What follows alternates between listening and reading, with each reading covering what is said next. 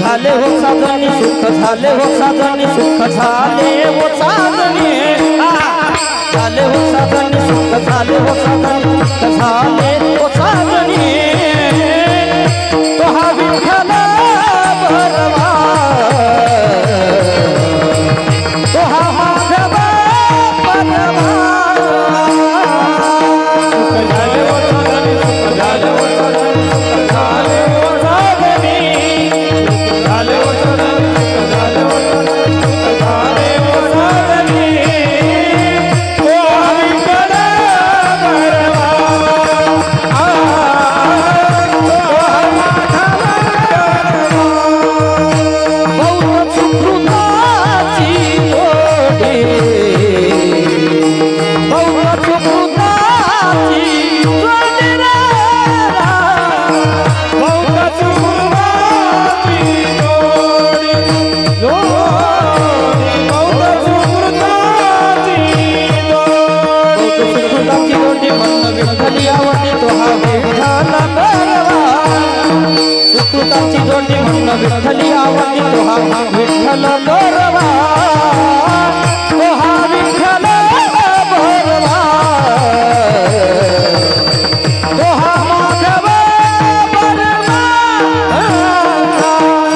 सुकृताची जोडी मन विठ्ठली आवडते तो हा विठ्ठल भरवा सुकृताची जोडी मन विठ्ठली आवडते तो हा विठ्ठल भरवा तो हा विठ्ठल भरवा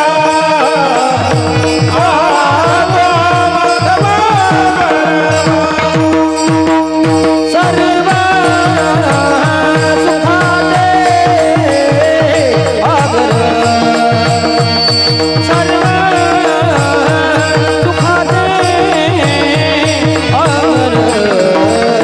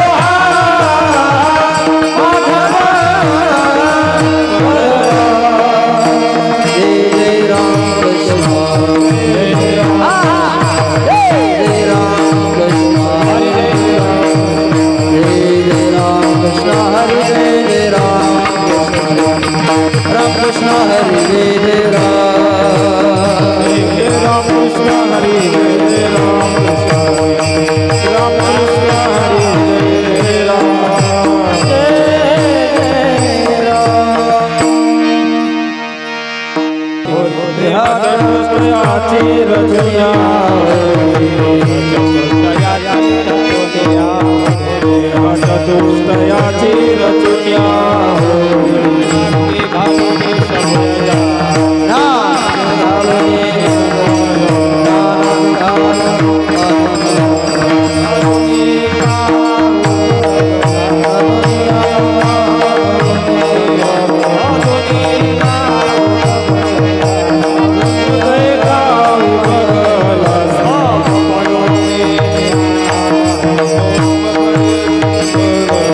ओम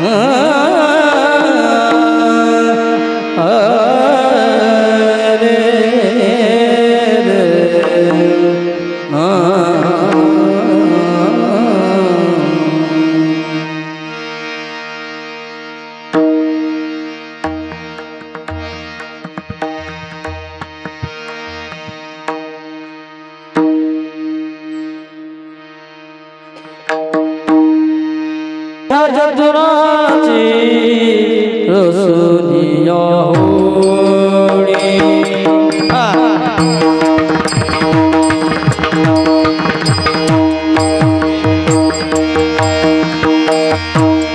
देहा सुनाची रसनिया होळी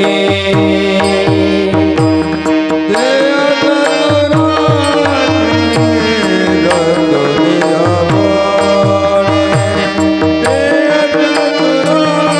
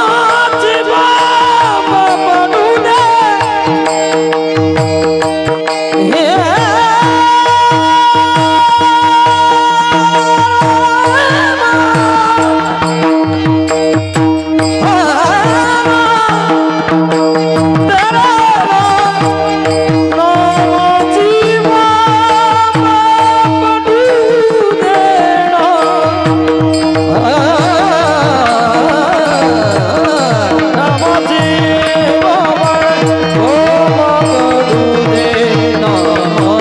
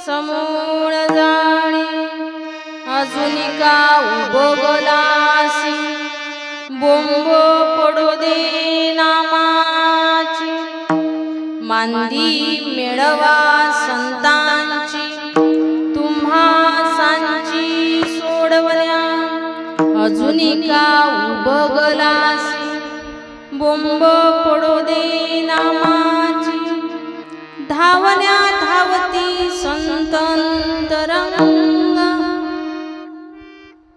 संसार शिमगा निरसती अजुनिका उबगलासी बोंब पडू दे नामाची एका जनार्दनी मारिली बोंब एका जनार्दनी मारिली बोंब जनावन स्वयंब एक झाले अजुनिका उबगलासी बोंब पडू दे नामाची विठ्ठल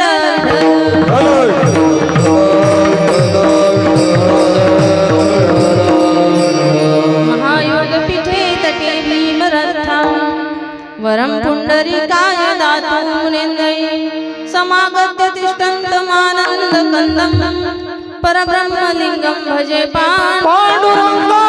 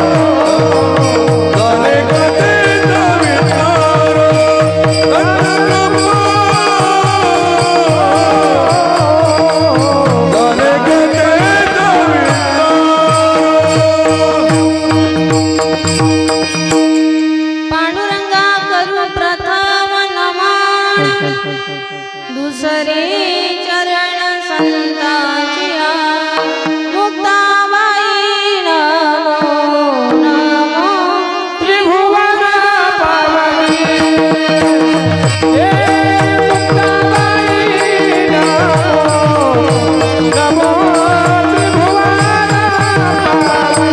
मुक्ताबाई नमो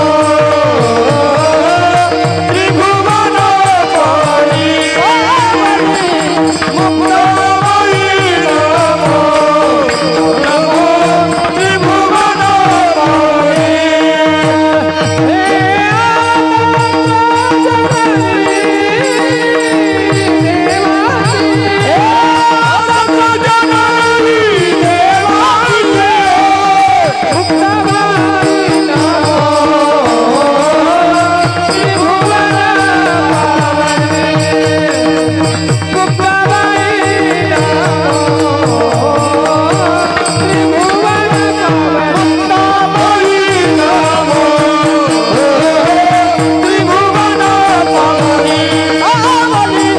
मुक्ताबाई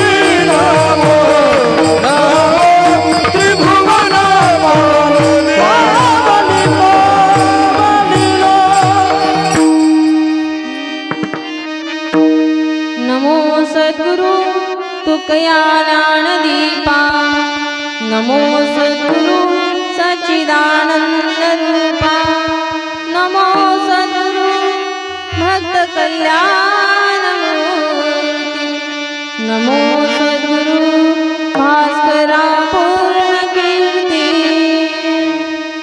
जनाबवर्ष महापुण्यभूमी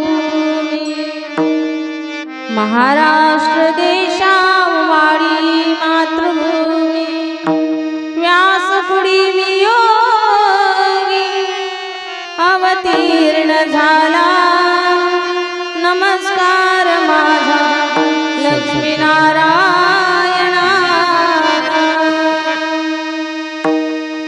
सकल संत शिरोमणी आनंदी वल्लभ कैवल्यदानी एक नमस्कार दयाचे चरणी करिता त्रिभुवनी नमिले संत मस्तक हे पायावरी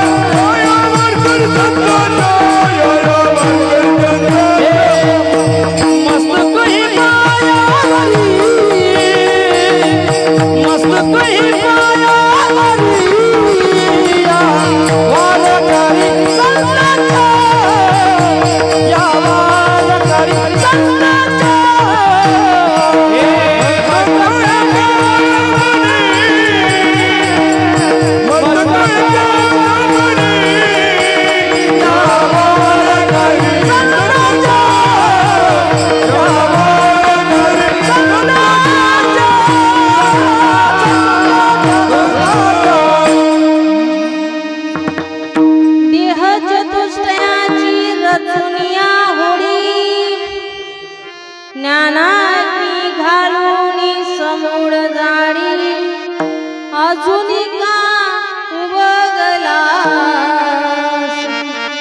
बोंब पडो दे नामाची प्रस्तुत प्राप्त प्रसंगी प्राप्तस्थळी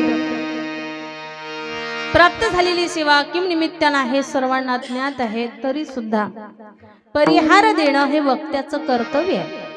शिवाय ते गरजेचं सुद्धा आहे. या न्यायाला अनुसरून आपल्या पारमार्थिक काळेगाव या ग्रामामध्ये श्रीहरी कृपेने संत महात्म्यांच्या आशीर्वादाने कानिपनाथ महाराज पुन्हा रामजी महाराज बरोबर ना रामनाथजी महाराज यांच्या कृपा आशीर्वादाने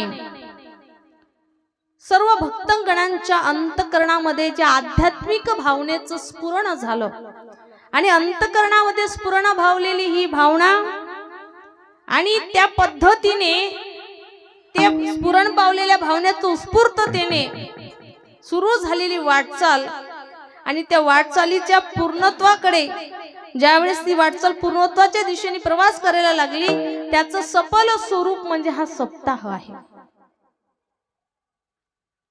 खरोखर तुमचं कौतुक करावं तेवढं कमी आहे. कौतुक याकरिता की वारकरी संप्रदायाने घालून दिलेल्या ज्या परंपरा आहेत त्या तुम्ही सर्व मंडळी जोपासताय. वारकरी परंपरा ही महत् भाग्याची गोष्ट आपल्यासाठी आहे. आणि सर्वात महत्वाचं म्हणजे श्री संत जगद्गुरु तुकोबराय यांच्या बीजेच्या उपलक्षामध्ये या ठिकाणी गाथा पारायण चालू आहे. जवळजवळ बरेच ठिकाणी गाथा पारायण ज्ञानेश्वरी पारायण बंदच पडलीत. मला कौतुक करावं असं वाटते तुमचं की तुम्ही या काळामध्ये ज्या काळात लोक दुसरीकडे वळतायत, तुम्ही या काळातही गाथा पारायण ठेवलं. तुमच्यासाठी एकदा टाळ्या वाजवा. कारण तुकोबरायाचा गाथा हा सामान्य नाही. ज्ञानोबरायांची ज्ञानेश्वरी ही सामान्य नाही. तुकोबरायांचा गाथ्याला 5वा वेद म्हटलेला आहे. आणि त्या तुकोबरायांच्या गाथ्याचं पारायण तुम्ही सर्व भाविक मंडळी करताय. आज त्याच सोहळ्याचा त्या सप्ताहाचा कितवा दिवस आहे? बोला बोला. रोज येत नाही वाटते. 5वा दिवस आहे. आणि 5व्या दिवसाची सेवा हे माझ्या वाटेला आलेली आहे. आणि आजच्या सेवेकरिता जो अभंग निवडलेला आहे पैठण निवासी शांती ब्रह्म एकनाथ महाराज यांचा 5व्या दिवसाच्या सेवेकरिता 5 चरणाचा. आणि विशेष म्हणजे आज काय आहे? बोला. होडी आणि होडीचं अवचित्त साधून त्या निमित्ताने नाथ महाराजांचा हा अभंग कीर्तनाकरता निवडला. विठ्ठल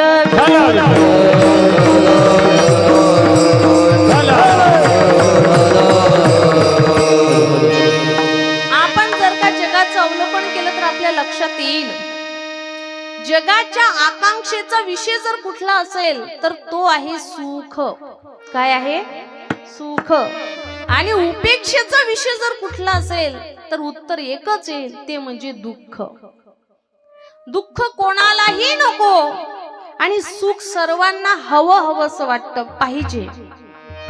परंतु शास्त्र म्हणतं काही गोष्टी जीवनामध्ये अशा आहेत की त्याची आपल्याला गरज आहे पण त्या प्राप्त नाही, तर काही गोष्टी अशा आहेत त्या प्राप्त आहे पण त्याची गरज नाही, तर काही गोष्टींची गरजही आहे, प्राप्तही आहे, काही गोष्टींची गरजही नाही आणि प्राप्तही नाही. त्या कुठल्या? तर पहिली गोष्ट गरजही आहे आणि प्राप्त सुद्धा आहे, ते म्हणजे अन्न, वस्त्र आणि निवारा. या तिघांची आपल्याला गरज आहे आणि भाग्यवत कृपेनं ते आपल्याला प्राप्त सुद्धा आहे.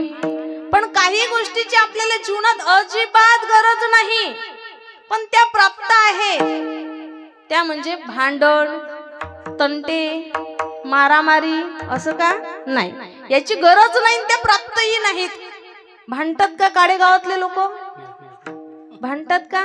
अजिबात नाही. भांडण तुम्हाला माहीतच नाही, म्हणजे त्याची गरज नाही आणि ती प्राप्तही नाही. पण काही गोष्टीची आपल्याला गरज नाही पण तरी त्या प्राप्त आहे, ते म्हणजे रोग, दारिद्र्य. कोणाला पाहिजे का? बोलत चला, पाहिजे का दुःख, दारिद्र्य? दुःखही नको, दारिद्र्यही नको, रोगही नको, पण तरी सुद्धा ते प्रारब्धानुसार प्राप्त आहे की नाही? आहे ना. पण आपल्याला आत्यंतिक गरज आहे एका गोष्टीची पण ती मात्र प्राप्त नाही, ते म्हणजे सुख. सर्वांना सुख पाहिजे पण प्राप्त नाही आणि त्या सुखाकरिताच आपले प्रयत्न चालले. रात्रंदिवस जे आपण तळमळ करतो, कशाकरिता? बोलत चला, कशाकरिता? सुखाकरिता. कोणी व्यवहार करत असेल, उद्योग करत असेल तर सुखाकरिता. एकंदरीत जेवढे काही प्रयत्न आपले चाललेत त्याच्या पाठीमागे आपला एकच उद्देश आहे, तो म्हणजे सुख. सुख आपल्याला मिळावं. मग ते सुख मिळावं म्हणून त्या सुखाचा शोध आपण ज्या ठिकाणी घेतो त्या ठिकाणाचं नाव आहे संसार. त्या सुखाला आपण कुठं शोधतोय? संसारामध्ये. मग संसारामध्ये सुख आहे का? बोला, आहे? तर जो देखे सो दुखिया बाबा, जो देखे सो दुखिया बाबा,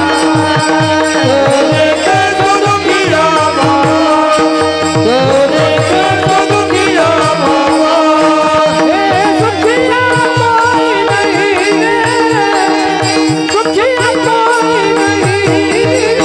जो देखे सो दुखिया बाबा, जो देखे सो दुखिया बाबा, सुखिया कोई नहीं रे, सुखिया कोई नहीं नहीं नहीं, जो देखे सो दुखिया बाबा, जो देखे सो दुखिया बाबा,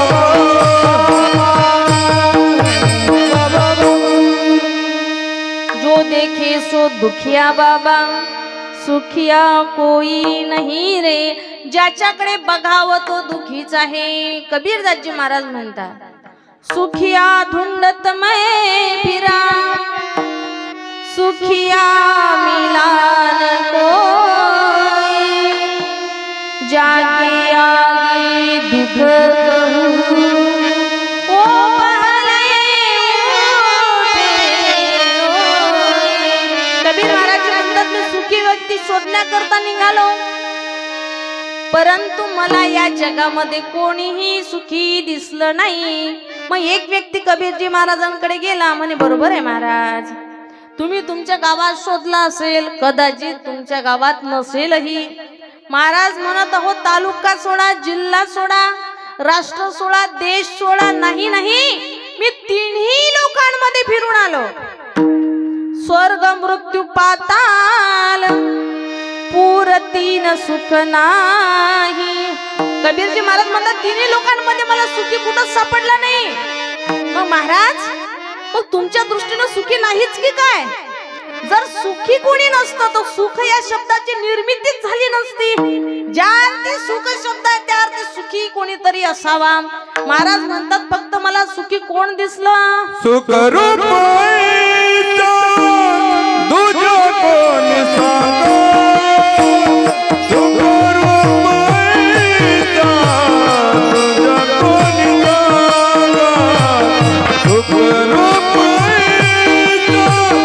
दुजा कोण सांगा. सुख रूप दुजा कोण सांगा.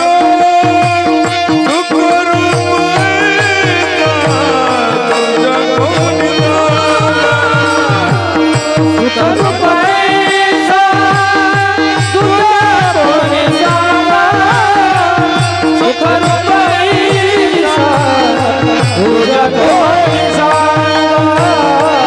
सुख रूप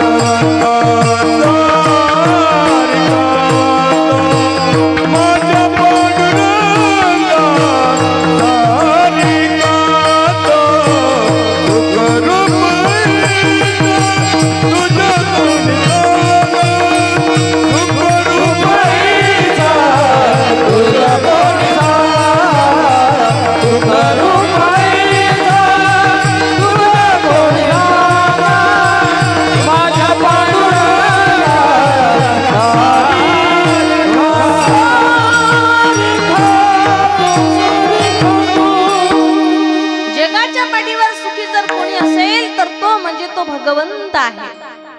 आणि त्या भगवंताचं नाम त्यांनी कबीरजी महाराजांनी सांगितलं, मला दोनच ठिकाणी सुख मिळालं. कुठं? सुख साहेब के भजन में अरु संतन के माही. एक म्हणजे त्या भगवंताच्या नामस्मरणामध्ये, आणि दुसरं सुख मिळालं ते म्हणजे संतांच्या संगतीमध्ये. भगवंताचं नाम घेण्यातही सुख आहे, कारण मुळात तोच सुखरूप आहे. म्हणून त्याला पाहण्यातही सुख आहे, त्याच्या चिंतनातही सुख आहे, आणि त्याच्या नामस्मरणातही सुख आहे. विठ्ठल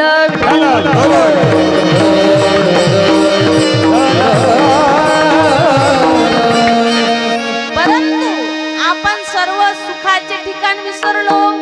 जिथं सुख आहे तिथं आपला शोध घेणं चालू नाही, आणि ज्या ठिकाणी अजिबात सुख नाही त्याला आपण सोडतही नाही, अजिबात सोडत नाही. पण संसार कसा आहे तुम्हाला पटाव म्हणून एक दृष्टांत देते, लक्षात येईल. काय झालं, एका गावामध्ये, गावाच्या बाहेर एक मंदिर होतं. तुम्हाला झोपा नाही आल्या ना? नाही तर झोपता का जरा घर, नंतर बोलीन मी, चालीन का असं? हा मग लक्ष द्या. गावाच्या बाहेर एक मंदिर होतं, आणि त्या मंदिरावरती एक महात्मे होते. ते संन्यासी होते. ते तपस्वी असल्या कारणाने त्यांचं आध्यात्मिक तेज चेहऱ्यावरती झळकत होतं. गावाच्या बाहेर राहायचे. लोकांना फार आनंद झाला की चला आपलं भाग्य उजळलं, कोणीतरी महात्मा आपल्या गावामध्ये राहायला आले, जेणेकरून दोन शब्द भगवंताचे आपल्या कानावरती पडतील, सतसंग होईल, असं ते त्यांना आनंद वाटला. म्हणून उन्हाळ्याचे दिवस होते, आणि तुम्हाला माहिती आहे उन्हाळा म्हटलं का शेतकरी वर्ग सकाळीच लवकरात लवकर कामाला निघून जातात, बरोबर? लवकर जातात आणि दुपारच्या वेळेस घरी येतात, 12च्या दरम्यान घरी येऊन जातात. मग ते मंडळी घरी आले, थोडस जेवण वगैरे केलं का त्यांना असं वाटायचं की थोडा वेळ मंदिरातच जावं, कारण त्या मंदिराचा परिसर जो होता तो अतिशय रमणीय असा होता.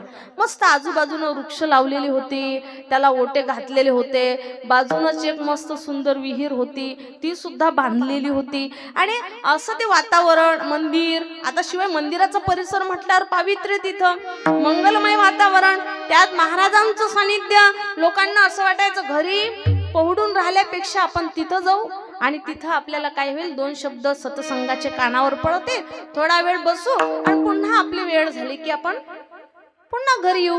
कारण शेतकरी वर्ग म्हटलं की 2 वेळा कामाला उन्हाळ्यामध्ये, सकाळी जातात आणि पुन्हा दुपारी उतरत्या पहारी जातात, बरोबर की नाही? तुम्ही जात असता की नाही? हा, तर मग असं त्या लोकांचं ठरलेलं. मग ते जायचे, रोज जायचे मंदिरावरती, महाराजांजवळ बसायचे, गप्पा मारायचे, बोलायचे. आणि त्यांचा वेळ झाला की बरं महाराज मग जय हरी, येतो. महाराज म्हणत काही हरकत नाही या. असं एकदा झालं, 2दा झालं, 3दा झालं, पण 4थ्या दिवशी महाराजनं म्हटलंच, काय हो म्हणे तुम्ही येतान लगेच निघून जातान, काय तर म्हणे आमचं हे राहिलं ते राहिलं, काय म्हणे रात्रंदिवस संसार करत राहता. म्हणे नाही हो महाराज, तुम्हाला नाही समजत त्यातलं बापा, तुम्ही संन्यासी लोक आहे, आम्हाला संसार करावाच लागेल, हे आमचं फार मोठं गाडा आहे, हे ओझं आम्हाला व्हावं लागते. अरे काय त्या संसाराच्या तालात पडले रे, थोडा वेळ निवांत बसत नाही तुम्ही, तुम्हाला सत्संग मस्त रंगात येते, तुम्ही लगेच म्हणता की मी घरी जातो. म्हणे नाही महाराज, आता तुमच्यात आणि आमच्यात बदल आहे बापा, तुम्ही महात्म्य जरी झाले तरी आम्ही मोहमायात अडकलेले जीव आहे. बरं काय हरकत नाही या. ते निघून आले.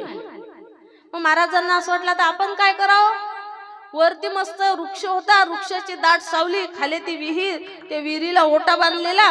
महाराजनं काय केलं, त्याच्यावरच आपलं आसन टाकलं आणि त्या ठिकाणी अंग टाकलं. अंग टाकणं समजते ना? हा, मग अंग टाकलं, मुद्दाम तुमच्या भाषेत बोलायचं आहे. अंग टाकल्यावर मग आता थंडीगार सावली, उन्हाळ्याचे दिवस, पटकन डोळा लागला. तर डोळा लागता बरोबर महाराजांना स्वप्न पडलं. काय पडलं? स्वप्न पडलं. आणि हे संन्यासी महाराज, पण स्वप्न असं पडलं का स्वप्नामध्ये त्यांचं लग्न झालं. कुठं? स्वप्नात लग्न झालं. सुंदर अशी पत्नी घरी आली, 2 मुलं झाले, एक मुलगी आणि एक मुलगा. आणि मग ती मुलं थोडी मोठी झाली. त्यांची आई घरामध्ये स्वयंपाक करत होती, त्यातली मुलगी रडत आली आणि आईला म्हणायला लागली, ए आई मला झोप आली. आई म्हणे बाळा झोप आली तर जाऊन झोप. म्हणे नाही तू चाल. म्हणे नाही माझं काम राहिलेत बेटा, मी येऊ शकणार नाही, तू जाऊन झोप. ती ऐकत नव्हती, म्हणून तिनं त्या मुलीचा हात धरला आणि पती जवळ गेली. स्वप्नातली गोष्ट आहे बरं, हे कुठं चालू आहे? स्वप्नात. आणि ते मग त्या महाराजांना म्हणते, अय असंच म्हणता ना, अय महिला मंडळी असंच म्हणता ना, अय जरा तिकडे सरका बरं, हे भागून इसतो म्हणते तुमच्या जवळ. टाकलं भागुले. महाराज थोडेसे तिकडे सरकले, टाकलं. पुन्हा मग मुलगा रडत आला. तोय म्हणे मला झोप आली. आई म्हणे जाऊन झोप. म्हणे नाही तू चाल. म्हणे मी येत नाही, माझे काम राहिले. पण ऐकत नव्हता, म्हणून आईनं त्याचाही हात धरला. परत तिथं गेली आणि डायरेक्ट म्हणायला लागली, अय आणखी तिकडे सरका, हा दगडूही म्हणते तुमच्या जवळ झोपतो. जसे महाराज सरकले तसे विहिरीत. तर आता महाराज जरा होते शरीरानं बरे होते. जसे विहिरीत पडले, पाणी भरपूर विहिरीले, मस्त त्या विहिरीत पडता बरोबर आवाज झाला. जसा आवाज झाला तसे आजूबाजूचे लोक धावतच आले. अरे काहीतरी पडलं विहिरीत, महाराजला सांगा. अरे म्हणे महाराजच पडले, बॉस नाही इथं. मग महाराजच पडले म्हटल्यावर सगळे आले, कोण काही आण, कोण दोरी आण, कोण काही आण, महाराजांना वरती काढण्याकरता. आणि कसं तरी करून महाराजांना त्या पाण्याच्या बाहेर काढलं. आणि पाण्याच्या बाहेर काढल्यावर कोण पूस, कोण काही कर. आणि त्यातला एक माणूस म्हणते, का हो महाराज, राजा आमच्या सारख्यानं असं केलं तर चालते राजा, पण तुमच्या सारख्यानं असं करावं काय? महाराज म्हणत, अरे जाऊ द्या रे बापा, तुमच्या पाया पडतो. अरे मला स्वप्नातल्या बायकोनं इरीत पाडलं, तुम्ही खरोखरच्या वागवता. विठ्ठल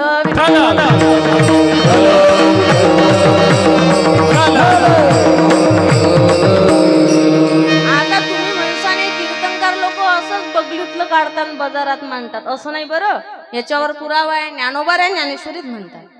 जैसे स्वप्नी परिव्राजे आपण पया आपण कुटुंब होईजे मग तयाची धाविजे मोहे सैरा विठ्ठल विठ्ठल.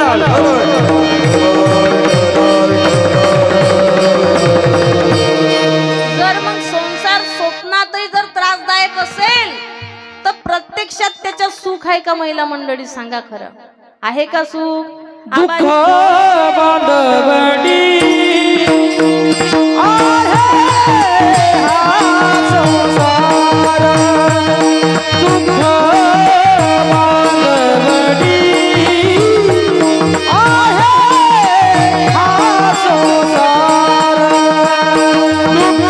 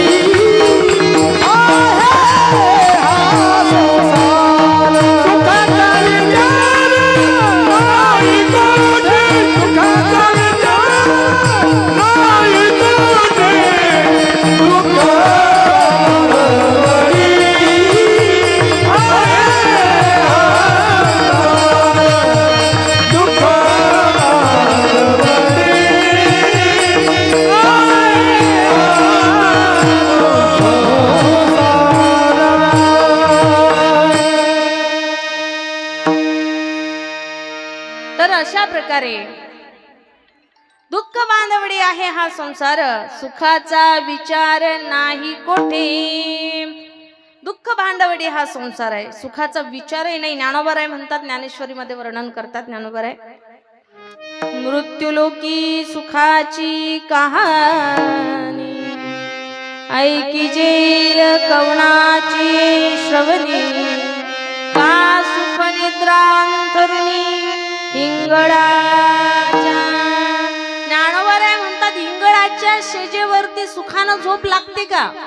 इंगळ पाहिलं का? इंगळ काडेगाव वासी बघितलं का? बघितलं? चावलं की किती आनंद होतो हो म्हणता तुम्ही. अरे बाबा, इंगळाचं आता ज्ञानोबा राय वर्णन करतात की इंगळाच्या शेजेवरती सुखानं कोणी झोपू शकतं का? नाही. कैची सुखनिद्रा इंगळाच्या सेजे प्रत्याणुनी तुझे तुझी पायी. तसा हा संसार आहे आणि या संसाराला त्रस्त झालेला एक गृहस्थ, एक साधक एकनाथ महाराजांकडे आला आणि एकनाथ महाराजांना म्हणायला लागला, महाराज तुम्ही संत आहात, तुम्ही ज्ञानी आहात, तुम्हाला अनेक या ठिकाणी ज्ञान आहे, त्यामुळे मला असा एखादा उपाय सांगा की ज्यामुळे हे संसार दुःखाचं निरसन होईल. महाराज म्हणतात, त्याकरता एकच उपाय आहे, अभंगाचं प्रथम चरण. देह चतुर्थयाची रजोनिया होय, देह चतुर्थयाची रजोनिया होय, देह चतुर्थयाची रजोनिया होय, देह चतुर्थयाची रजोनिया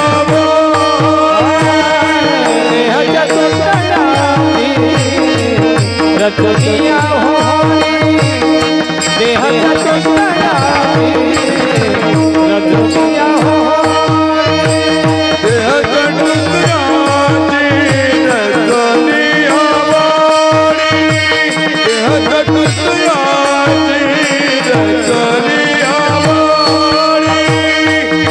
ज्ञानाची घालूनी समुद्राने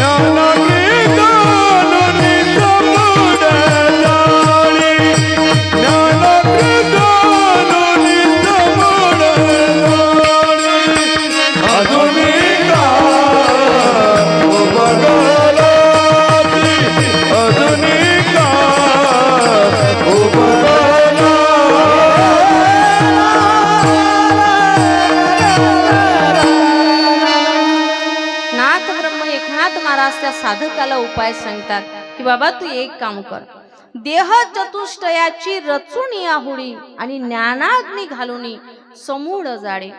आता प्रश्न असा आहे का नेमकं या ठिकाणी एकनाथ महाराजांनी हाच उपाय का सांगितला? त्याचं कारण असं होतं की केव्हाही आपण सर्वसामान्य लोक संसारामध्ये वावरणारे आहोत, म्हणून आपल्याला दृष्टांत दिल्याशिवाय सिद्धांत लक्षात येत नाही. आपल्याला सिद्धांत पटवून देण्याकरता दृष्टांत द्यावा लागतो, हा नियम आहे. ज्ञानोबरायांनी ज्ञानेश्वरीमध्ये अनेक दृष्टांत दिलेले आहेत. ज्ञानोबराय म्हणतात, पै माये पुढोनी बाळक काळे नेताय कुलते होये का उदक तुटता मिना. एकुलत एक लेकरू आईचं आणि काळाने ते घेऊन जावं, त्या आईला किती वेदना होतील. दुसरं उदाहरण देतात, माशाला जर पाण्यापासून वेगळं केलं तर मासा जसा जिवंतच राहू शकत नाही, तसा एक भक्त ते ईश्वराच्या भजनाशिवाय राहू शकत नाही, भगवंताशिवाय राहू शकत नाही. अर्थात कुठलाही सिद्धांत पटवून देण्याकरता दृष्टांत द्यावा लागतो. तर या ठिकाणी एकनाथ महाराजांनी होडीचा दृष्टांत दिला.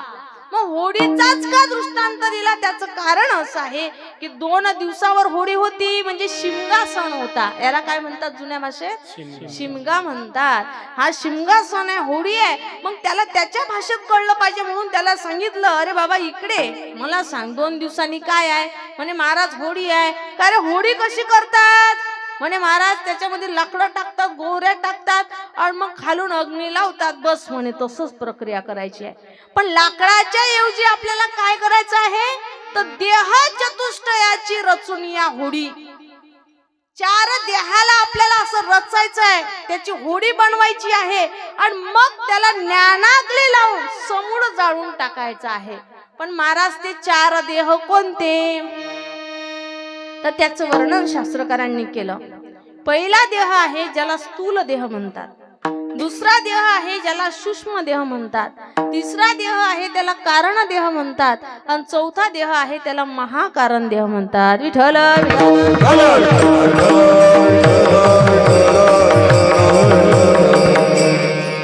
स्थूल देहामध्ये 8 तत्व आहेत आणि हा जो स्थूल देह आहे हा कसा आहे? तर हा रोगाने भरलेला आहे. याचं वर्णन करताना संतांनी सांगितलं,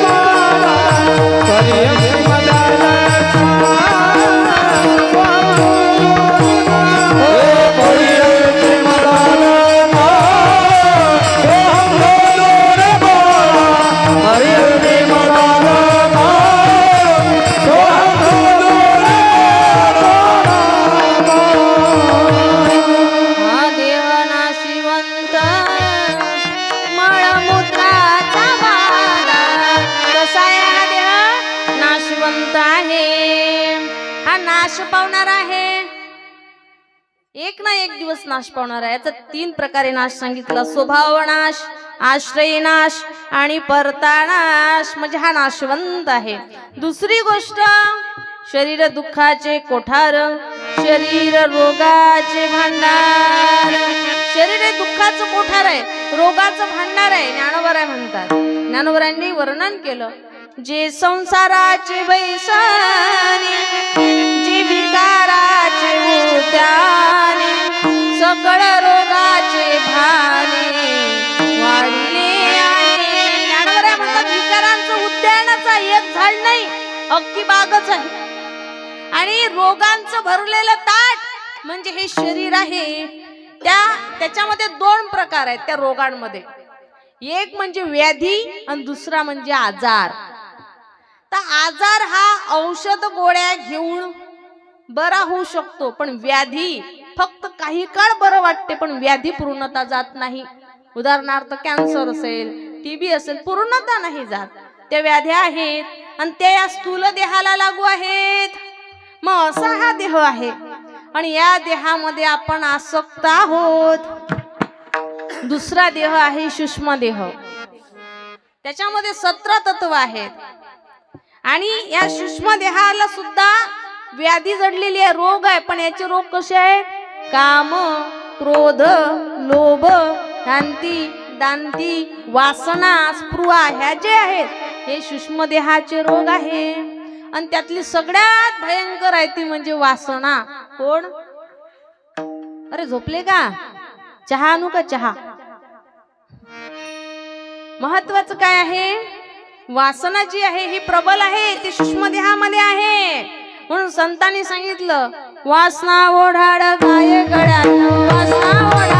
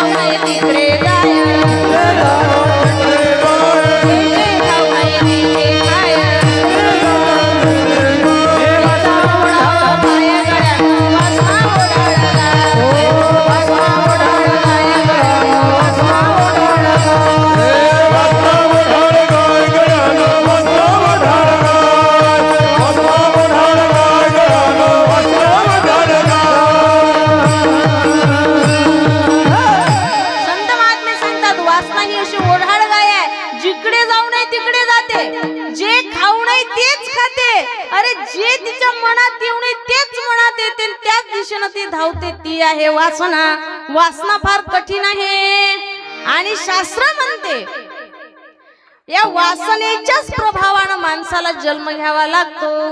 जन्म घेणे लागे वासनेच्या संगे. तेथे झाले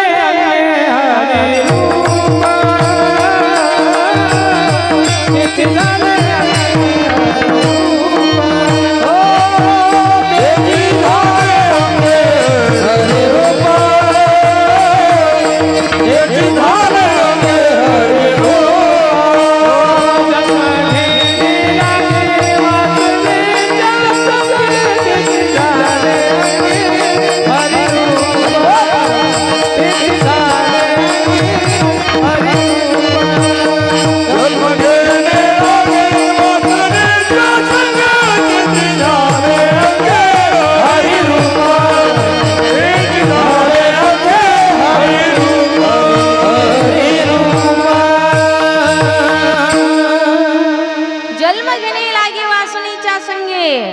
अंतकाळी जशी वासना निर्माण झाली तसा जन्म मनुष्याला प्राप्त होत असतो.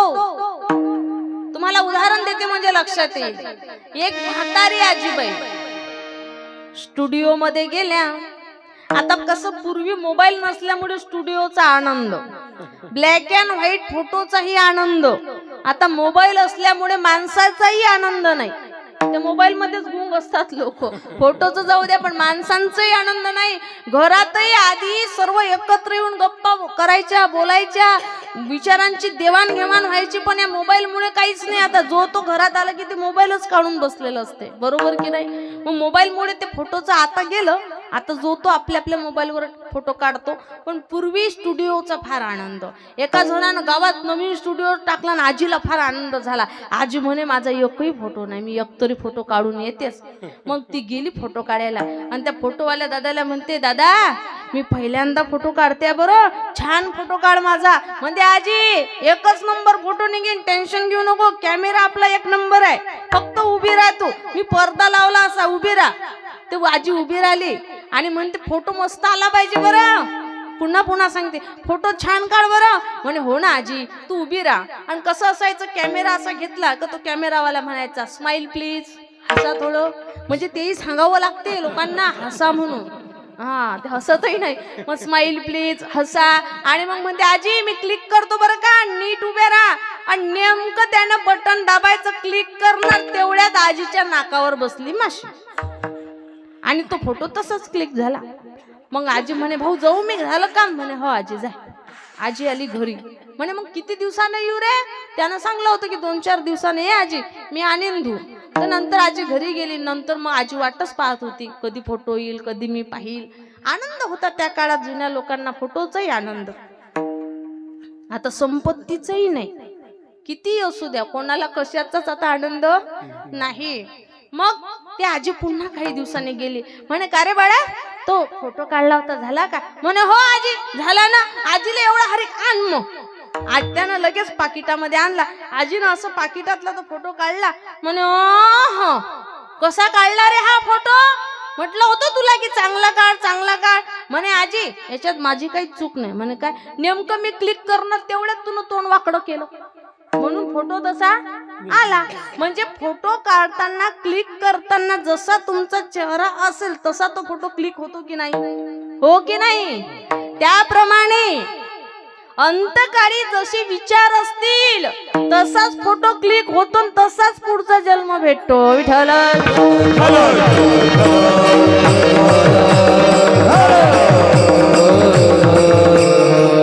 तर अशा प्रकारे महत्वाचं आहे सूक्ष्म देहामध्ये हे विकार आहेत, काम आहे, क्रोध आहे, लोभ आहे.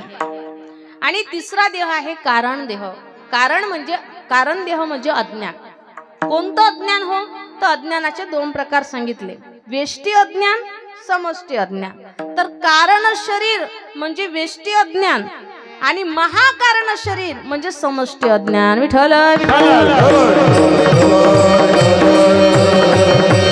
वेष्टी अज्ञान म्हणजे व्यक्तिगत अज्ञान आणि समष्टी अज्ञान म्हणजे जगाच्या बुडाशी असलेले अज्ञान. विठ्ठल.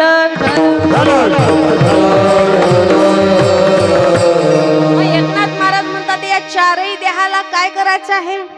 देह चतुष्टयाची रचून या होडी, याची होडी रचायची आहे. त्याला जाळून टाकायचं. पण अग्नी कोणता लागेल? म्हणजे तुम्ही म्हणाल तो अनिल महाराज, तुम्ही म्हणसाल तर कापूर लावू, तुम्ही म्हणसाल तर गॅसवरचा, तुम्ही म्हणसाल तर चुली. महाराज म्हणत नाही चूल गॅस कापूर असं काही नाही. मग ज्ञानाग्नी घालून समूळ झाडी, त्याला ज्ञानरूपी अग्नी लागेल. कोणता अग्नी लागेल? ज्ञानरूपी अग्नी. मग आता ज्ञान जगात तर बरेच ज्ञान आहेत, परंतु ती ज्ञान काहीच कामाची नाही. कारण ते जे ज्ञान आहेत ते आपल्याला संसाराच्या आसक्तीत फसवणारे आहेत. पण ज्ञान कुठलं खरं? तर ज्ञानोबा सांगतात ते खरं ज्ञान. तरी परमात्मा ऐसे जी एक वस्तू असे, ते जया दिसे ज्ञानास्तव.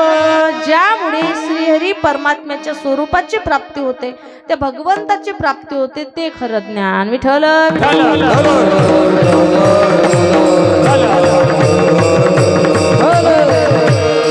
मग महाराज मी जर असं केलं तर सगळं सुरळीत होईल का? महाराज म्हणतात निश्चित. या ज्ञानामुळे काय होईल? तर तुमचा देहाभिमान जळून जाईल, तुमच्या ठिकाणी असलेली देहासक्ती जळून जाईल. आणि जे देह तादात्म्य, ज्या देह तादात्म्यामुळे क्षणोक्षणी पदोपदी हा जीव दुःख भोगतो, ते देह तादात्म्यातून हा जीव वर येईल. त्याला स्वरूपाची प्राप्ती या ज्ञानामुळे होईल. म्हणून ज्ञानाग्नी घालून समूळ जाडी. का हो? कारण देह तादात्म्य जोपर्यंत संपत नाही तोपर्यंत माणूस सुखी होऊ शकत नाही.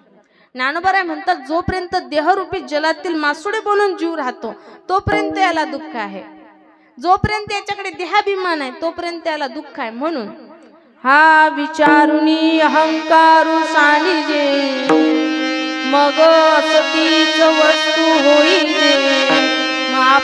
मग आपली स्वस्ती सहजे आपण केली. म्हणून विचार करून हा अहंकाराचा त्याग करावा असं ज्ञानोबा यांचं मत आहे. मग तो कशाने जाईल? तर त्याच्याकरता ज्ञानाग्नी म्हणजे ज्ञानाचीच गरज आहे. ज्ञानाग्नीद्वारे या देह चतुष्टयाची होडी रचून ती समूळ जाडी एकनाथ महाराज म्हणतात. आणि होडीचा नियम आहे, तुम्ही जुनी मंडळी आहे तुम्हाला माहिती आहे, होडीच्या दिवशी बोंब मारतात की नाही? हो की नाही मंडळी, बोलत चला ना, मारतात की नाही बोंब? ती बोंब का मारतात माहितीये का तुम्हाला?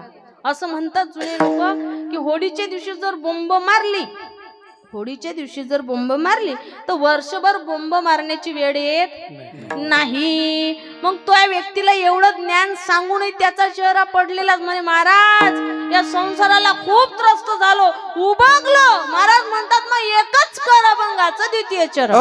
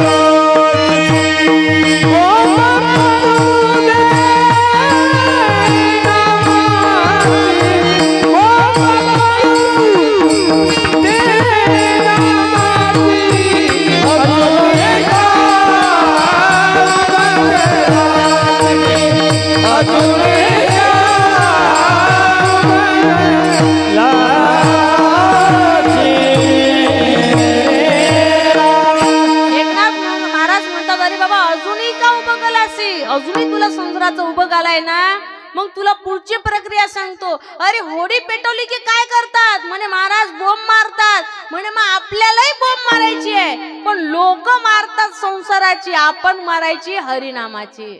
महाराज त्याने काय होईल हो? अरे होडीच्या दिवशी बोंब मारली की वर्षभर बोंब मारावी लागत नाही, पण हरिनामाची बोंब मारली की जीवनभरच बोंब मारण्याची गरज नाही. म्हणून बोंब पडो दे नामाची. मग ती कशी? श्री कृष्ण गोविंद हरे. ताली वाजवा पहिला मंडळी, हात वरती करा, हात वरती करा सर्वांनी. ज्यांना हात असतील त्यांनी वरती करावे.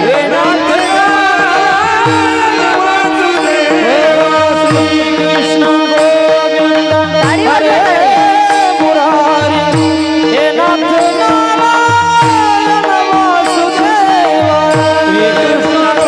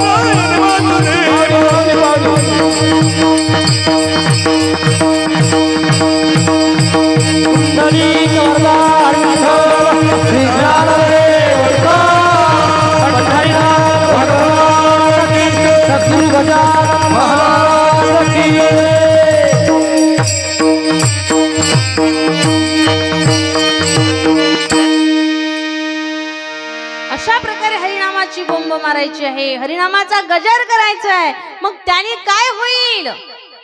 संत महात्मे सांगतात या कलियुगामध्ये जर तरुण जायचं असेल तर अत्यंत सोपं सुलभ साधन एकच आहे. कलियुग माझी करावे कीर्तन, कलियुग माझी करावे कीर्तन, कलियुग माझी करावे कीर्तन, कलियुग माझी करावे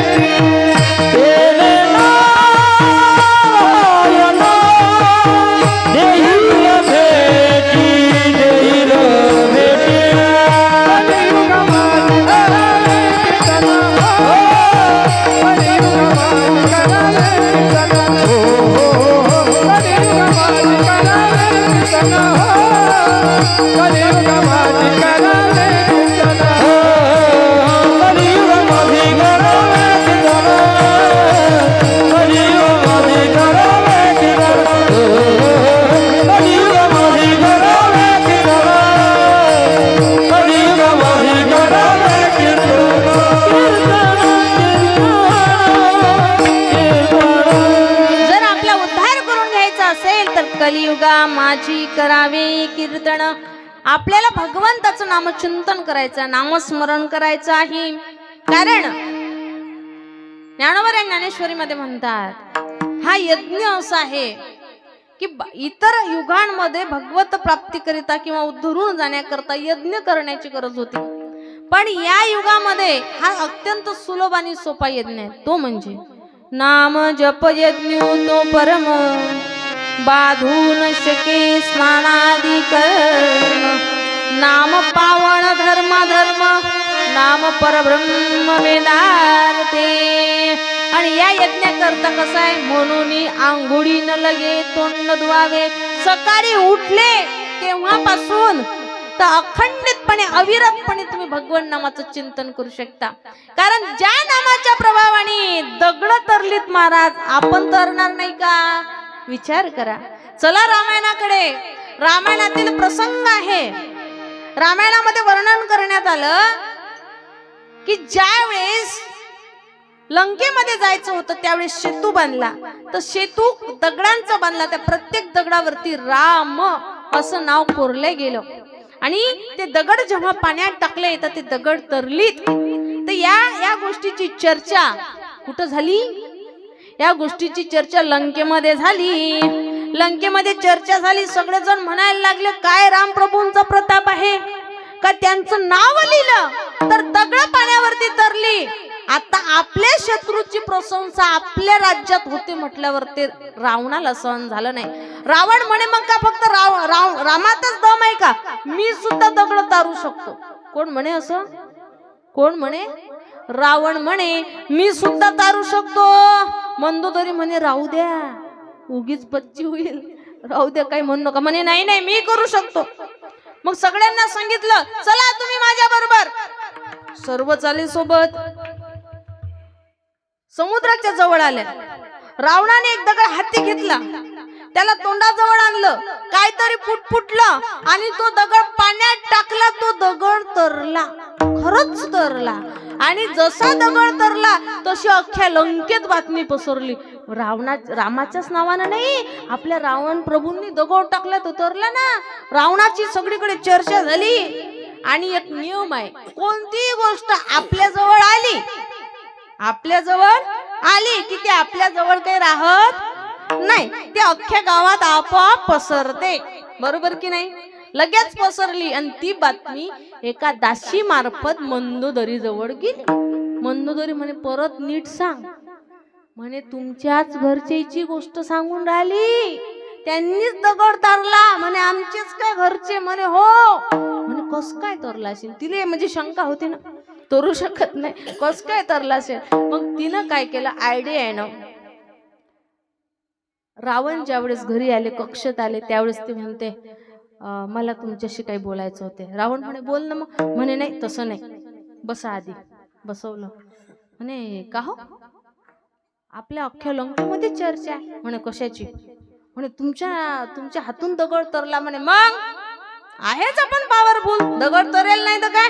लोक उगीच त्या रामाची स्तुती करतात, माझ्यातही दम आहे, मी दगड टाकला तरला. म्हणे बरोबर आहे, ते सगळं खरं आहे, पण आता आपण दोघंच आहे इथं बसलेलं, दोघंच आहे. खरं खरं सांगा म्हणे दगड कसा तरला, खरं मनापासून सांगा. रावण म्हणे खरं सांगू म्हणे, कोणाला सांगणार नाही म्हणे. नाही, सरक इकडे. ऐकू नाही गेलं पाहिजे ना, सरक इकडे ऐक. म्हणे काय झालं, माझ्याच्यानं कशाचा दगड तरणं म्हणे. मग मी गेलो म्हणे समुद्राजवळ, तिथला एक दगड उचलला आणि त्याला जवळ आणून म्हटलं, जर तरला नाही तर तुला रामाची शपथ आहे, आणि टाकता बरोबर तो दगड तरला. मग विचार करा, जर प्रभूच्या नामानं दगड तोरू शकतात, केवळ नाव घेतल्यानं दगड तोरू शकतात, माणसं तरणार नाहीत का? अरे नक्कीच तरतील. पण नाम तुझे रे, नाम तुझे रे, नाम तुझे रे नारायणा,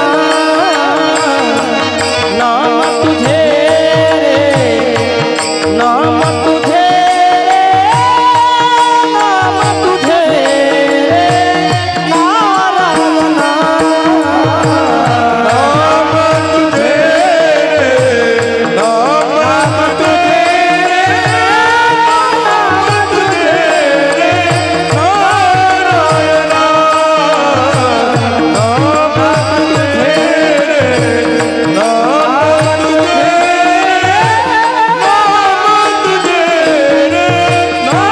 तुझे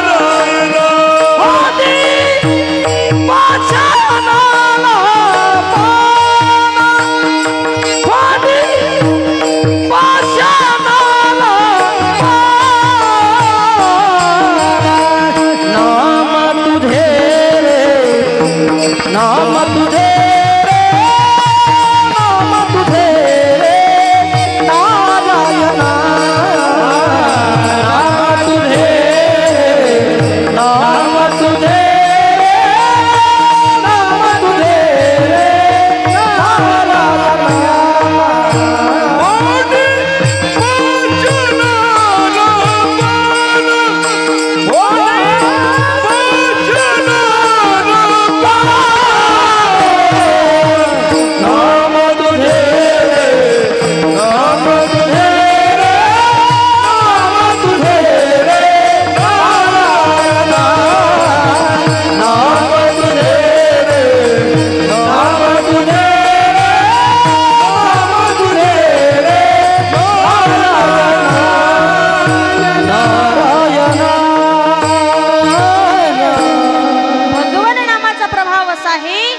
पाषाणाला सुद्धा पाझर फुटावा, म्हणून एकनाथ महाराज म्हणतात बोंब पडो दे नामाची. मग का हो महाराज, तुम्ही आम्हाला सांगताय नामाची बोंब पडू देत, पण ही बोंब मारल्यामुळे कोणाकोणाचा उद्धार झाला? महाराज म्हणतात अनेकांचा झाला. ध्रुवजी तरले, प्रल्हादजी तरले, ज्ञानोबारायांना त्यांचा अनुभव आला, जगद्गुरु तुकोबारायांना अनुभव आला, ज्यांच्या गाथ्याचं पारायण आपण आमच्या हरिभक्त पारायण विष्णू महाराजांचं व्यासपीठ नेतृत्व आहे, त्यांच्या व्यासपीठ नेतृत्वाखाली पारायण करताय, त्यांना सुद्धा म्हणजे जगद्गुरु तुकोबारायांना सुद्धा त्या नामाचा प्रभाव कळाला. त्यांनी सुद्धा ती बोंब मारली त्या हरिनामाची, त्याच्यामुळे त्यांनाही त्याचं महत्व कळालं. मग केवळ हे बोंब मारल्यामुळे या भक्तांचाच उद्धार झाला असं नाही, अजामेळही तरला, गणिकाही त्या ठिकाणी उद्धरून गेली, कुब्जेचाही त्या ठिकाणी उद्धार झाला. जसे भक्त तरले तसे अभक्त जे होते ते सुद्धा या नामाच्या सहाय्याने उद्धरून गेले, त्यांचं सुद्धा कल्याण झालं. म्हणून अजूनी का उभगलाशी बोंब पडो दे नामाची.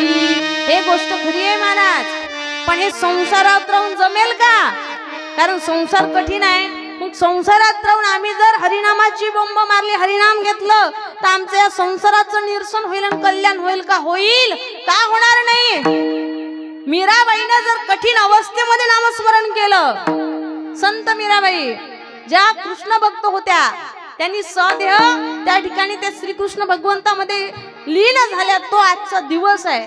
आणि त्यांनी त्या दिवशी म्हणजे त्या संपूर्ण जीवनामध्ये कृष्ण भक्ती केली, तर त्यांना त्या ठिकाणी अनुकूलता नव्हती महाराज, प्रतिकूलता होती. अहो विष दिलं विष, पण तरी सुद्धा त्या हरिनामाच्या प्रभावाने विष का प्याला राजा जी ने भेजा, विष का प्याला राजा जी ने भेजा, विष का प्याला राजा जी ने भेजा, विष का प्याला राजा जी ने भेजा, पीवत पीवत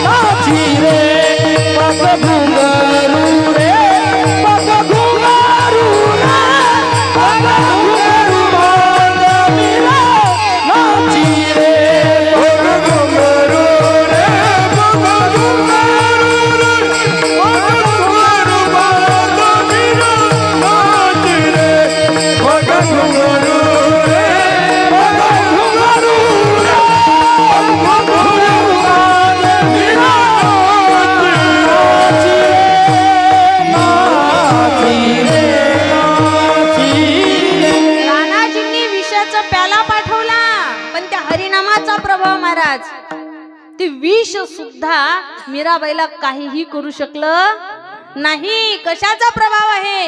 केवळ कृष्ण भक्तीचा, त्या हरिनामाचा प्रभाव आहे. म्हणून एकनाथ महाराज म्हणतात बोंब पडो दे नामाची, कारण शिमगेला बोंब मारावी लागते, म्हणून बोंब पडो दे नामाची. हो महाराज, कळलं आम्हाला, पण या नामाचं महत्व, ते नाम कसं घ्यावं, कोण्या पद्धतीने घ्यावं हे आम्हाला कळत नाही. महाराज म्हणतात त्याकरता तुम्हाला संतांची गरज आहे. मग संतांची भेट व्हावी याकरता काय करावं लागेल? अभंगाचं तृतीय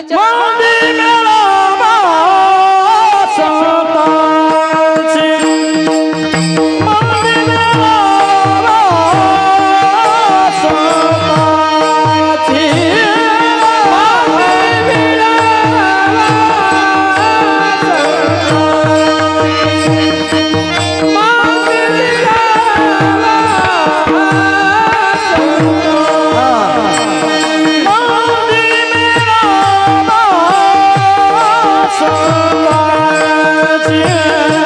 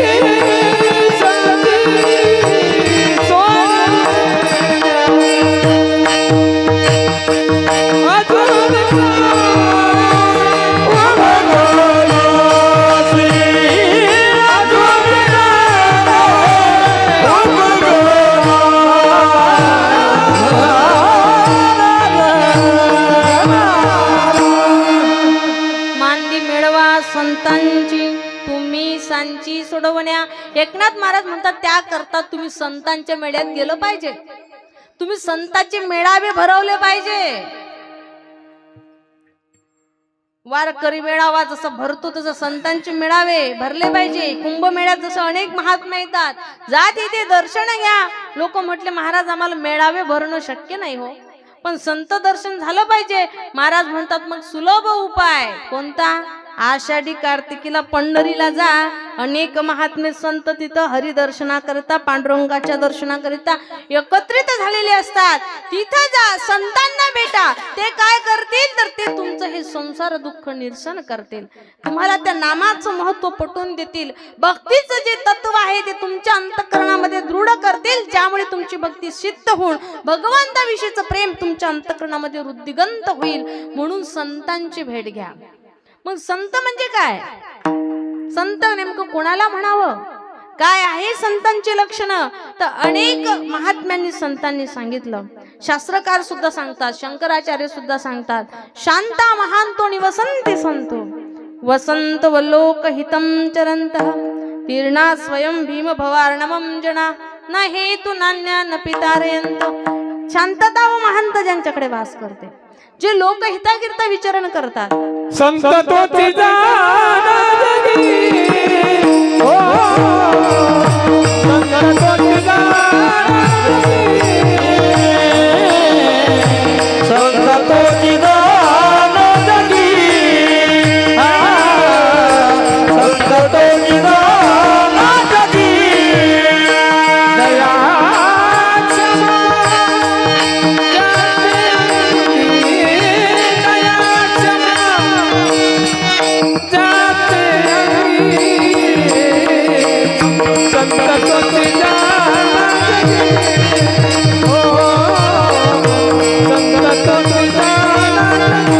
दया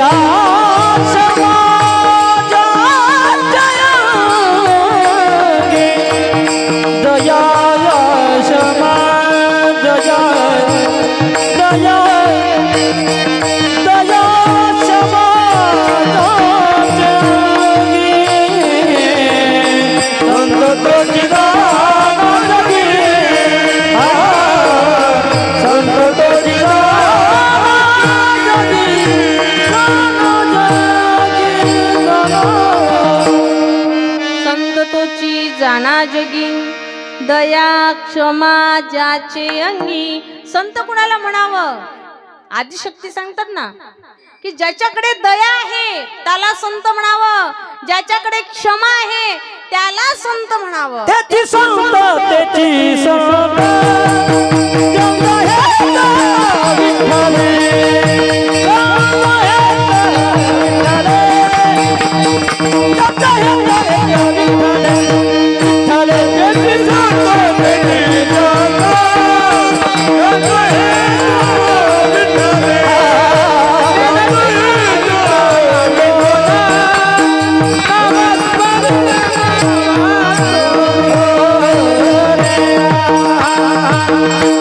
त्याची संत तेची संत ज्यांचा हेत विठ्ठली, ज्यांचा हेत संसारी नाही, ज्यांचा हेत विठ्ठली ते संत आहे.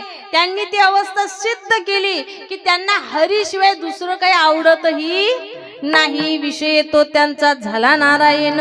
नावडे जन धन माता पिता काहीच आवडत नाही. एक परमात्मा प्रिय आहे आणि परमात्मा प्रिय असल्या कारणाने ते या संपूर्ण चराचरात त्या परमेश्वराचं दर्शन करतात. म्हणून प्रत्येकाविषयीची दया त्यांच्या अंतःकरणात आहे. त्या जगाने जरी त्या संत महात्म्यांना त्रास दिला असेल तरी संत महात्म्यांनी नेहमी त्यांना क्षमाच केली. का? कारण जगद्गुरु तुकोबा म्हणतात, क्षमा शस्त्र जया नराची हाती दुष्टतया प्रति काय करी.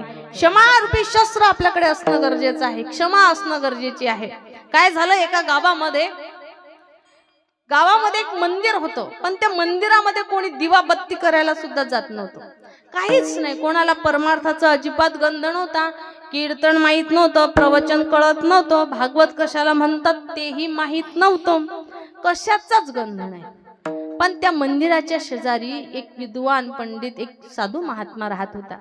चांगले विचार होते, गृहस्थाश्रमी होते, पण अंतःकरणात भगवंताविषयीचं प्रेम होतं आणि त्यांना मनापासून वाटत होतं की आपल्या गावातील लोकांना सुद्धा हरिभक्तीची ओढ लागली पाहिजे, मनापासून वाटत होतं. म्हणून मग त्यांनी विचार केला की लोक अशी मंदिरात येणार नाही, काही देवपूजा करणार नाही, आरती हरिपाठ वगैरे काही करणार नाही. म्हणून त्यांनी गावामध्ये दौंडी पिटवली की रोज संध्याकाळच्या वेळेस आपल्या मंदिरामध्ये 1 तास प्रवचन होत जाईल, रोज होत जाईल. तर लोक सुरुवातीला प्रवचन म्हणजे काय असते फक्त गंमत पाहायला आले, त्यांना माहितीच नव्हतं प्रवचन कशाला म्हणतात. मग आधी सुरुवातीला गंमत पाहायला आले, पण आल्यानंतर विषय आवडायला लागले, त्यात ते रमले. सुरुवातीला 10-12 लोक होते, नंतर आणखी हळूहळू वाढत चालले. तर एक दिवस असा आला की अख्ख्या गावाला ओढ लागली, सगळे येऊन बसायला लागले, प्रवचन ऐकायला लागले. 1 तासाची वेळ जरी असली तरी लोकांना असं वाटत होतं आणखी प्रवचन लांबावं, आमच्या कानावरती हे सुंदर असे शब्द पडावेत असं त्यांना वाटायचं. मग एक दिवस काय झालं, ते महाराज ही प्रवचन सांगताना इतके रंगले की त्यांना वेळेचं भान राहिलं नाही. 1 तासाची होती वेळ, परंतु 1 तासाच्या वर घड्याळाचा काटा गेला, पण त्यांचं तिकडे लक्ष अजिबात नाही.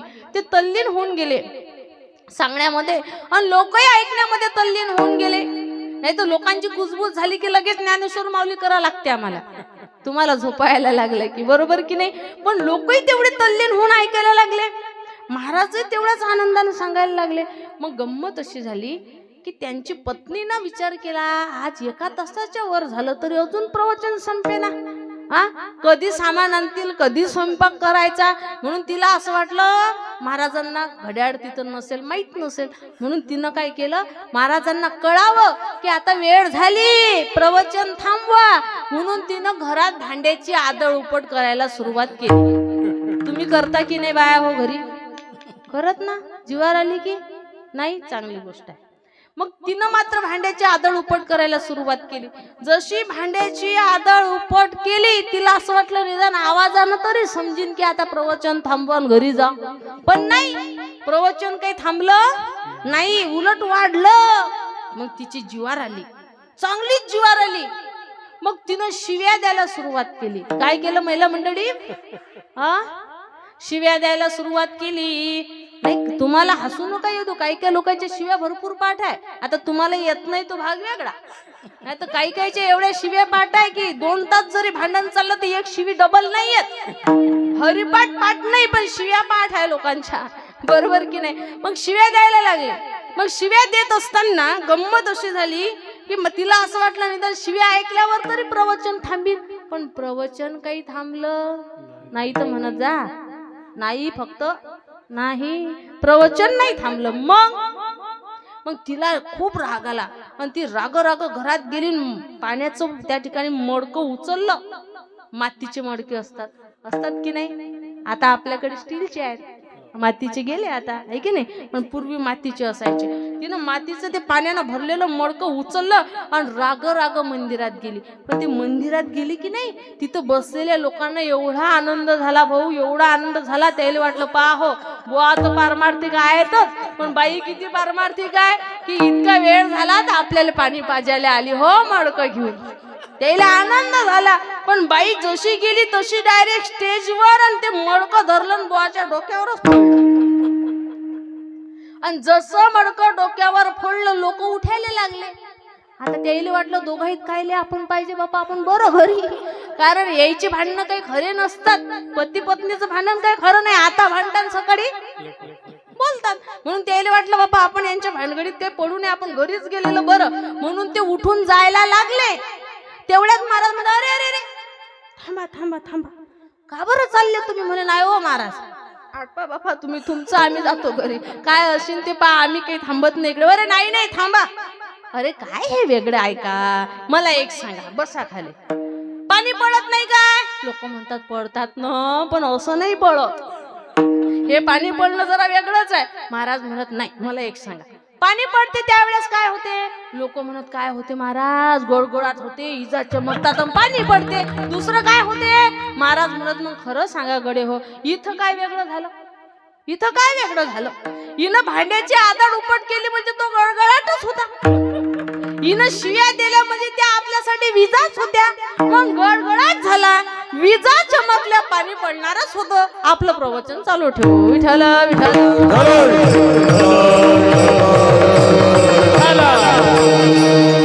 खरं सांगा काडेगाववासी, या जागी जर तुमच्यापैकी कोणी असतं तर काय केलं असतं? तू फक्त घरी जा, तू आहे मी आहे, मग बरोबर की नाही असं म्हटलं असतं. पण या ठिकाणी त्या महाराजांनी त्या पत्नीला काही नाही म्हटलं, उलट क्षमा केली. आणि हे पत्नीलाच करतात असं नाही, कोणीही असो. इतका त्रास दिला या लोकांनी संत महात्म्यांना. घ्या आमच्या ज्ञानोबरायांना समोर घ्या. कमी त्रास झाला माझ्या माऊलींना? कमी त्रास झाला का? अहो, संन्यासाची लेकरं म्हणून शळलं हो या लोकांनी.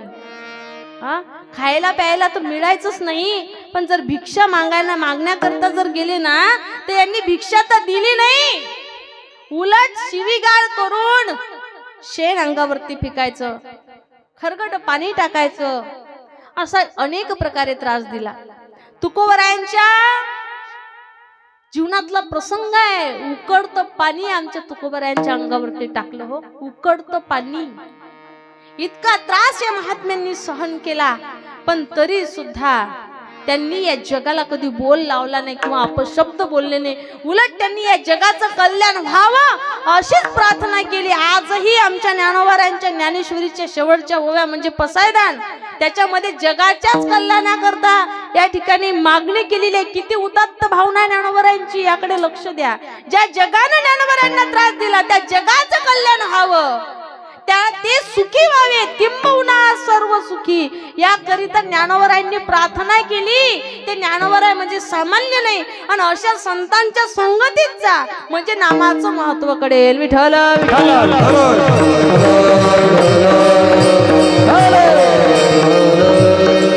मग तो साध्या म्हणायला लागला, एकनाथ महाराज तुमचं बरोबर आहे, संतांच्या सानिध्यात जावं, त्यामुळे आम्हाला कळेल की नामाचं महत्व काय. हे बरोबर आहे, पण आम्ही पंढरपूरला गेलो, तिथं संतांचा मेळा आषाढी कार्तिकीला भरेल, मान्य आहे, परंतु अनेक संत तिथं सापडतील. आम्ही संत म्हणजे अनेक लोक तिथं येतील, महाराष्ट्रातून का बाहेरून का अनेक लोक येतील, पण त्यातले नेमके संत कोणते हे कसं ओळखायचं, त्यांचं काय लक्षण आहे? अभंगाचं चतुर्थ चरण. धावण्या धावती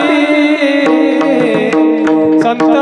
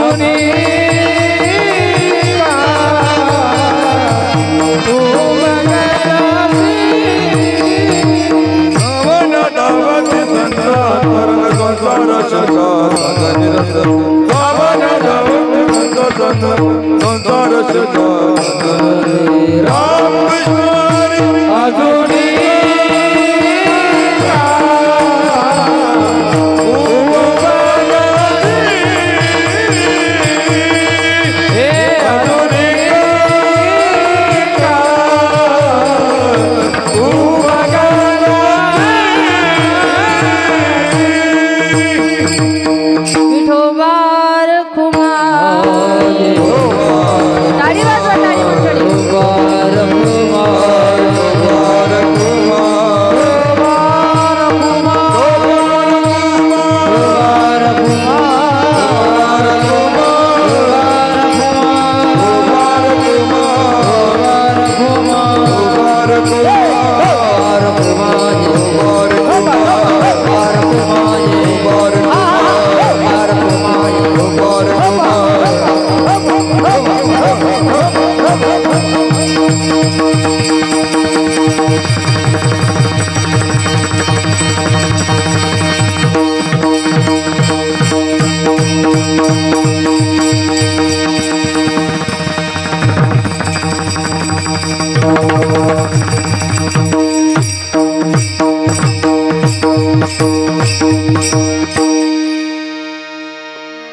सगळ्या मंडळींकरता एकदा. किती सुंदर वातावरण आहे. इकडनं मुक्ताई स्वरूप असणाऱ्या ह्या कन्या उभ्या आहेत, इकडे बालगोपाल उभे आहेत आणि सुंदर अशी मृदंगाची साथ आमचे सोपान महाराज देत आहेत. सुंदर असं ज्यांचं गायन आहे, या पंचकृषीत ज्यांचं नाव आहे असे हरिभक्तपरायण शत्रुघ्न महाराज आहेत, हरिभक्तपरायण पुंडलिक महाराज आहेत, गोरी अडगावकर आणि आमचे ढोरपगावून सुद्धा आमचे दादा आलेले आहेत. नेहमी कीर्तनाला असतात बऱ्याच ठिकाणी. आमचे बाजोडे महाराज हजर आहेत, चोपडे महाराज हजर आहेत, विष्णू महाराज आपल्याच गावचे आहेत आणि ते सुद्धा हजर आहे. सगळ्यात महत्वाचं तुम्ही हजर आहे. तुम्ही नाही तर आम्ही काय करावं? तुम्ही जर आलेच नाही तर आमचं सगळं बंद पडते. पण तुमचं कौतुक करावं तेवढं कमी आहे. मला आनंद वाटला या ठिकाणी येऊन. पुष्कळ दिवसानंतर योग आला. अगदी लहान होती त्यावेळेस नवरात्रात कीर्तन झालं होतं, पण खूप दिवसानंतर कदाचित कानिपनाथ महाराजांची इच्छा असावी की या दरबारात सेवा व्हावी, म्हणून आमचे आदरणीय हरिभक्तपरायण आमचे काकाश्री मनोहर गिरे आमची मावशी यांना बऱ्याचदा वाटायचं की बा आमच्या गावात या या. म्हटलं बोलवा, येऊच, मतानं कसं काय. म्हणून योग आला. सगळ्यांचं प्रेम होतं, सगळ्यांनी होकार दिला, कीर्तनाचा योग आला आणि सुंदर असं या वातावरणामध्ये हे सेवेची संधी मिळाली. खरोखर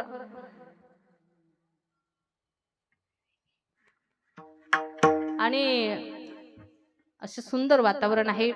खरं तर आज फार लांबून आम्ही आलो. मध्य प्रदेशला भागवत कथा चालू आहे आणि तिथून आमचे महाजन दादा गाडीवाले, ते दादांनी सेवा दिली, इथपर्यंत आणलं, त्यांचंही खरोखर आभार आहेत. सेवेची संधी या ठिकाणी मिळाली आणि सुंदर असा हा योग आहे. आनंद वाटला. आज होळी होती म्हणून इच्छा झाली किंवा होळी आहे म्हणून होळीचा अभंग घ्यावा आणि सोडवण्याचा एक प्रयत्न. आपण कोण म्हणा संतांचे अभंग सोडवणारे, आपल्याला येतं तरी काय, पण तेच त्यांचं संतांचं करून घेतात, भगवंतच आपल्याकडून एक क्रिया करून घेतात. तर या ठिकाणी एकनाथ महाराज चतुर्थ चरणामध्ये वर्णन करतात. धावण्या धावती संत अंतरंग संसार शिमगा निरसती. संतांचे दोन लक्षण आहेत, एक बाह्य लक्षण आणि एक आंतर लक्षण.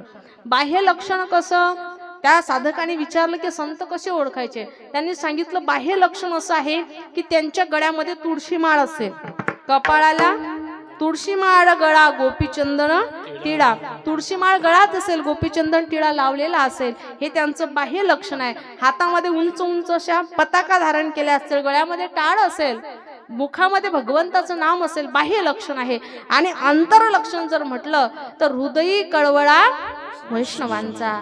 या वैष्णवांचा त्या हरीविषयी त्यांच्या अंतकरणामध्ये प्रेम भरून आहे की त्या हरीशिवाय ते राहूही शकत नाही. भजनी विक्षपत्याची पै मरण न जावा क्षण एक वाया, ही ज्यांची अवस्था आहेत ते संत महात्मे आहेत.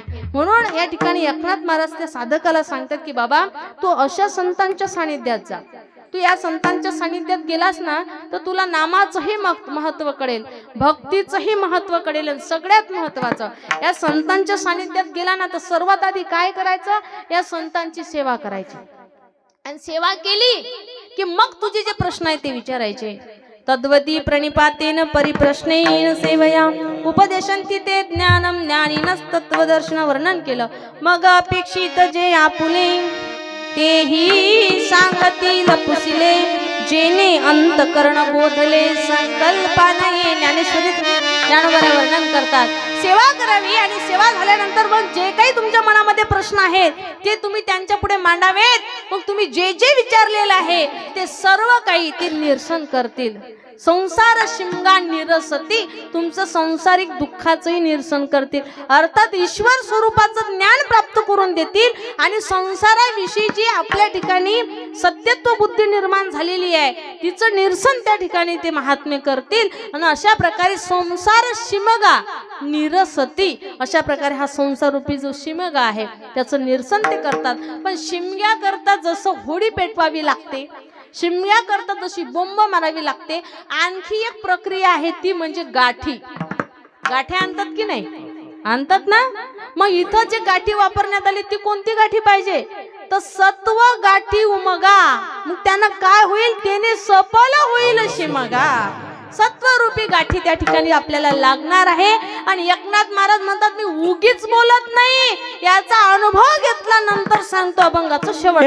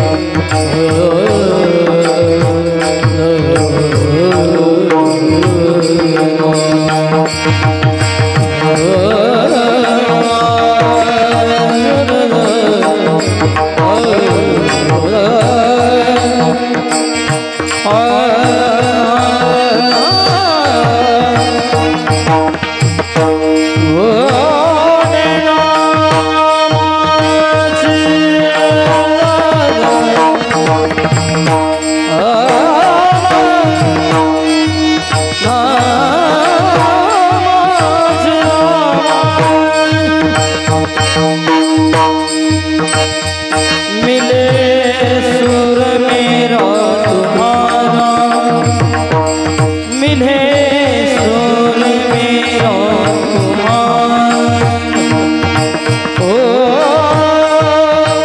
सुर बने हमारा, सुर की नदिया हरे दिशा से, सुर की नदिया हरे दिशा से बहेंगे हलके हलके, बादलों का रूप लेके बरसे हलके हलके मिले।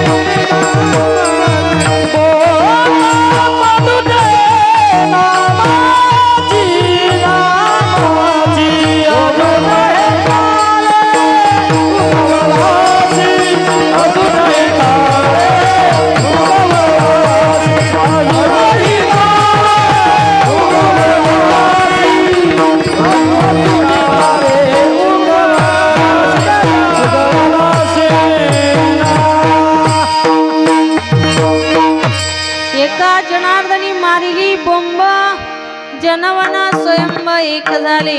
एकनाथ महाराज म्हणतात मी उगीच सांगत नाही, त्याची अनुभूती आम्ही घेतली.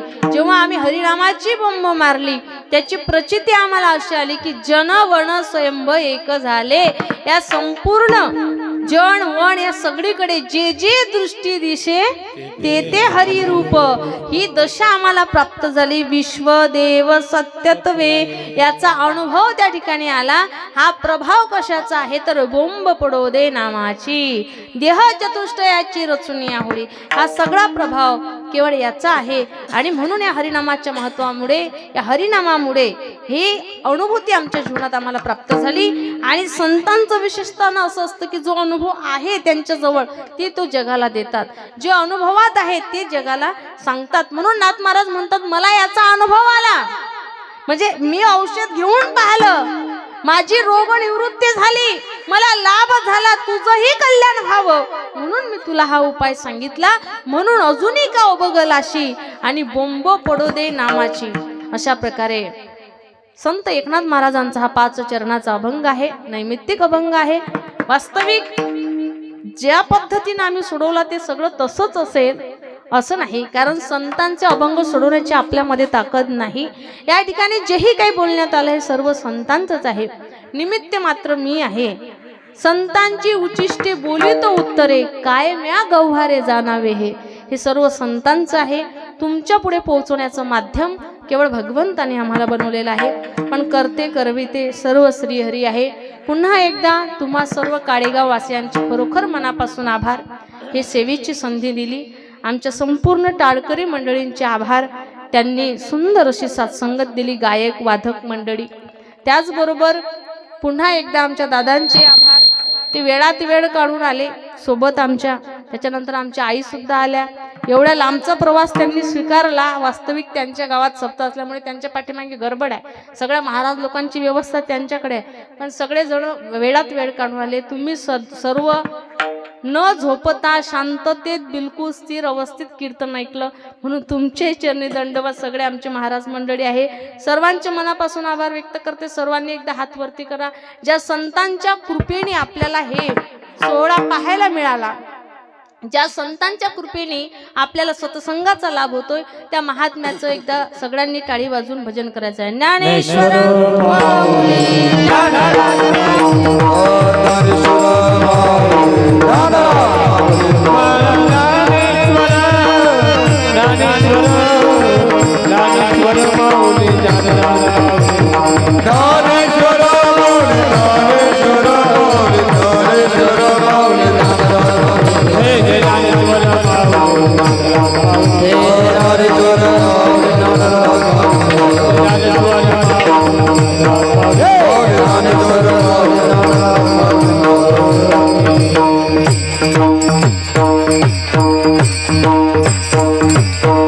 या ठिकाणी श्री इंद्राणीताई बगाडे संपूर्ण अशा काडेगाव वासियासाठी ज्यांनी त्यांच्या माध्यमातून येण्याचा ताईचा योग आला. ताईंना संपूर्ण काडेगाव वासियातर्फे धन्यवाद. एक वेळ सर्वांनी ताईसाठी टाळ्या वाजवा. तसेच या ठिकाणी आजचं जे अन्नदान होतं, श्री हरिभक्तपरायण रामचंद्र भाऊ इंगडे यांनी इथे यावं. हरिभक्तपरायण आमचे विष्णू महाराज त्यांचा सत्कार करतील अशी मी त्यांना विनंती करतो. जिथं कुठं असतील त्यांनी रामचंद्र भाऊ इंगडे यांनी यावं आणि त्यांचा सत्कार त्यांनी स्वीकारावा. तसेच आजचं जे कीर्तन सौजन्य होतं, श्री हरिभक्तपरायण मनोहर भाऊ गिरे यांनी सुद्धा इथं यावं. विष्णू महाराजांना मी विनंती करेन की त्यांनी त्यांचा सत्कार करावा. ज्यांचे ज्यांचे नाव घेतले त्यांनी यावं. या विष्णू महाराज